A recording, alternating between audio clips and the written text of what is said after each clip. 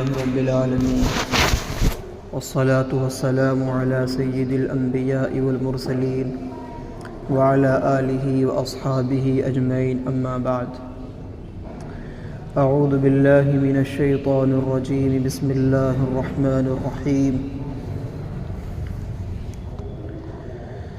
يا أيها النبي إنا أرسلناك شاهدا ومبشرا ونذيرا وداعيا إلى الله بإذنه وسراجا منيرا صدق الله العظيم۔ برادران محترم، بزرگ اور نوجوانوں، آج آپ حضرات کے سامنے تاریخ کے کچھ واقعات پیش کرنے ہیں تاکہ معلوم ہو کہ مسلمانوں کے زوال کے اسباب کیا ہیں، مسلمانوں کے زوال کے سبب کیا ہیں۔ تاریخی اوراق جب ہم پڑھتے ہیں تو معلوم ہوگا کہ اصل وجہ مسلمانوں کے زوال کی تھی کیا۔ دیکھیے، ہم سے پہلے بھی ایک امت مسلمہ گزری ہے۔ ابھی ہماری عمر مسلم ہونے کے اعتبار سے صرف 1450 برس ہے۔ اس سے پہلی امت جس کی طویل عمر تھی 2000 سال، وہ امت تھی موسیٰ علیہ السلام کی امت بنی اسرائیل۔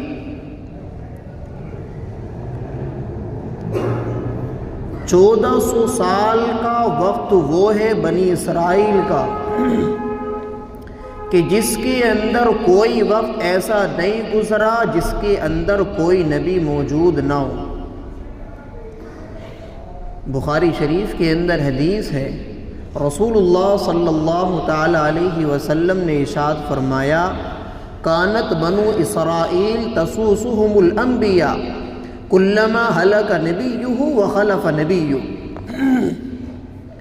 کہ بنی اسرائیل کی سیاست اور قیادت اور حکمرانی جو ہوتی تھی وہ انبیاء کے ہاتھوں میں ہوتی تھی۔ ایک نبی فوت ہوئے، دوسرے ان کے قائم مقام بنے، جیسے داؤد علیہ السلام ہیں، ان کے بیٹے سلیمان علیہ السلام ان کے جانشین بنے۔ یہ بنی اسرائیل کے اندر اسی طرح ہوتا تھا۔ اور آپ کو معلوم ہوگا کہ جب موسیٰ علیہ السلام کو تورات دی گئی تو اس وقت میں 2 نبی موجود تھے، موسیٰ علیہ السلام اور ساتھ میں ہارون علیہ السلام۔ اور جب اختتام ہوا تو تب بھی 2 نبی موجود تھے، حضرت عیسیٰ علیہ السلام اور حضرت یحییٰ علیہ السلام۔ معلوم یہ ہوا کہ ابتدا بھی 2 نبی سے اور انتہا بھی 2 نبی پر۔ تو ایسی امت کہ جس کی 1400 برس کے اندر کوئی وقت ایسا نہیں گزرا جس کے اندر نبی موجود نہ ہو۔ موسیٰ علیہ السلام کی امت کو تورات ملی، ہمیں قرآن ملا، اور نبی ہونے کے اعتبار سے سب سے افضل نبی اور رسول ہونے کے اعتبار سے افضل ترین رسول، اور کتاب ہدایت ہونے کے اعتبار سے جامع کتاب۔ لیکن ہوا کیا؟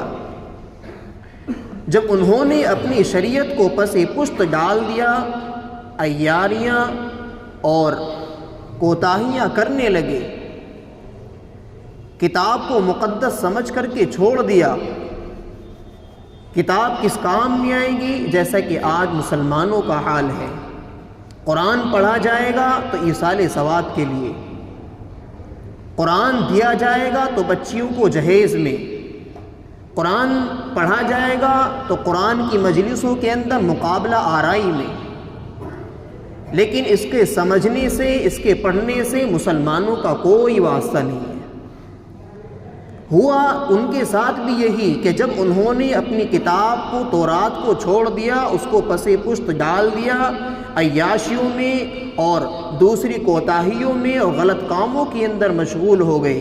نبذ فریق من الذین اوتوا الکتاب کتاب اللہ وراء ظہورہم مثل الذین حملوا التوراة ثم لم يحملوها كمثل الحمار يحمل اسفارا، اللہ نے ان کو تباہ و برباد کر دیا۔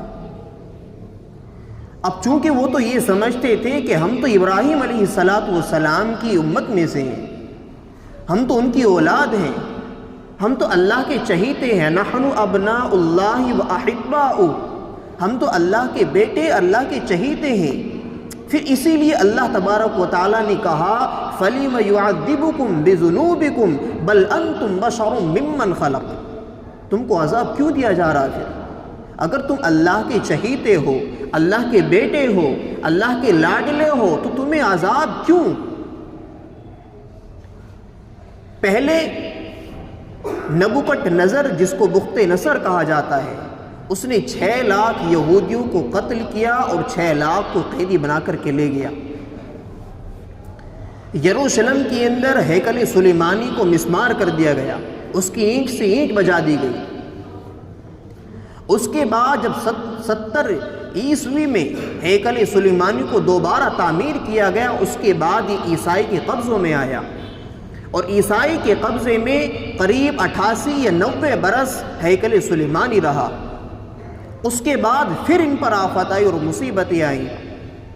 اس کے بعد سے ان کی پریشانیاں اور قتل و غارت گری اور خون بہا اتنا ہوا کہ پہلے رومنز کا، اس کے بعد تاتاریوں کا، اور اس کے بعد ایرانیوں کا، اس طرح سے ان پر تسلط ہوا کہ فاتحین نے لکھا ہے کہ جس گلی سے یروشلم کی جس گلی سے گزرے ہیں، گھٹنوں تک خون کی ندی بہہ رہی تھی۔ وجہ کیا تھی؟ کہ اپنی کتاب کو پس پشت ڈال دیا اور عیاشیوں کے اندر اور غلط کاموں کے اندر مشغول ہو گئے۔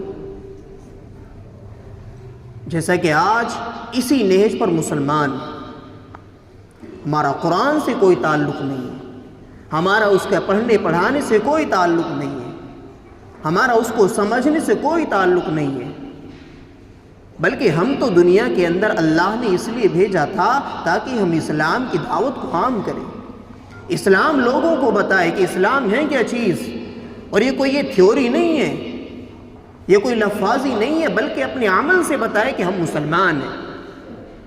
نبی صلی اللہ علیہ وسلم نے ارشاد فرمایا سید القوم خادمہم، کہ قوم کا سردار ان کا خادم ہوتا ہے۔ جاؤ مدینے کے اندر دیکھو، حضرت عمر رضی اللہ تعالیٰ عنہ کو دیکھو کہ حاکم ہیں، خلافت ہے، لیکن جیسا عام آدمی کی جھوپڑی ہے ایسی حضرت عمر کی ہے، بادشاہت نہیں ہے، محل نہیں ہے، ساتھ میں گارڈ نہیں ہے، ساتھ میں پولیس کی گاڑیاں نہیں ہیں۔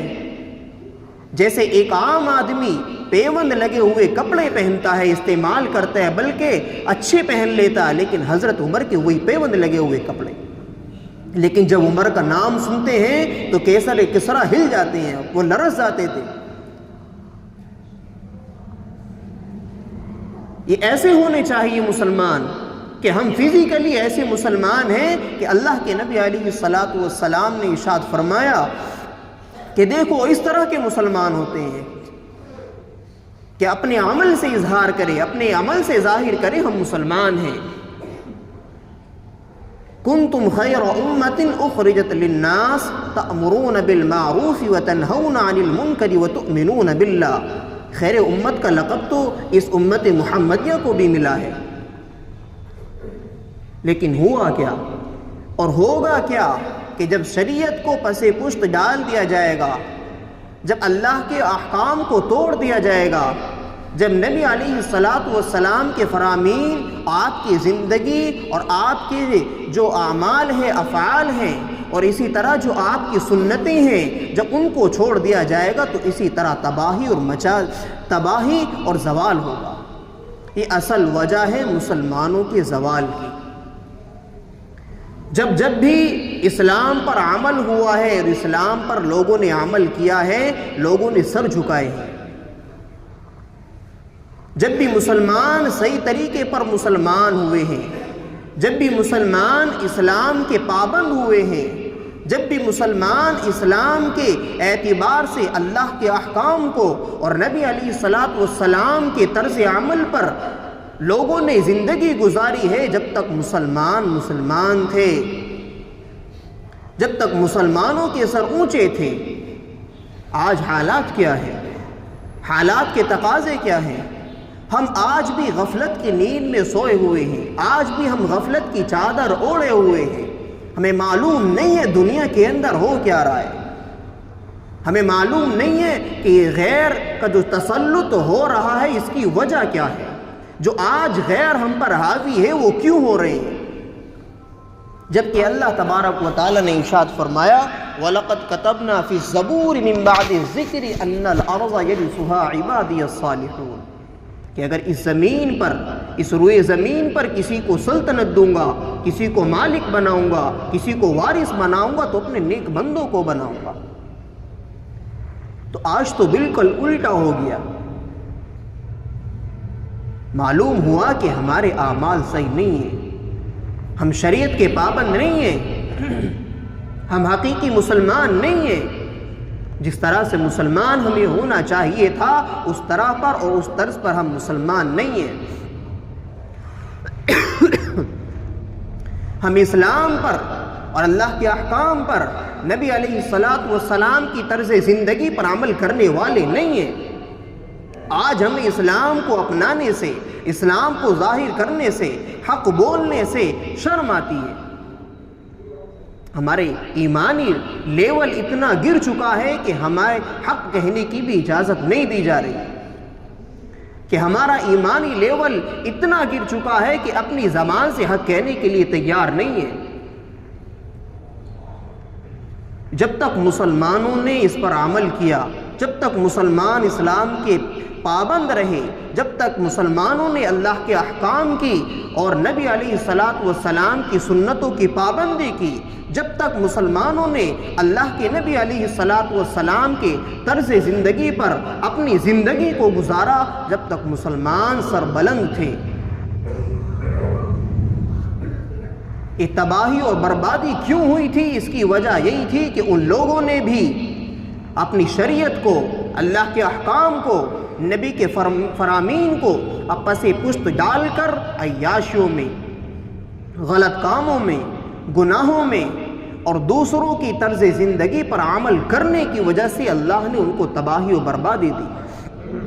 فرمایا اللہ تبارک و تعالیٰ نے ضربت علیہم الذلۃ والمسکنۃ وباؤوا بغضب من اللہ، ان لوگوں پر ذلت اور ذلیل خواری کو تھوپ دیا گیا، ان پر مسکنت ان کا مقدر بنا دیا گیا، اور جب یہ لوٹے تو اللہ کا غضب لے کر کے لوٹے۔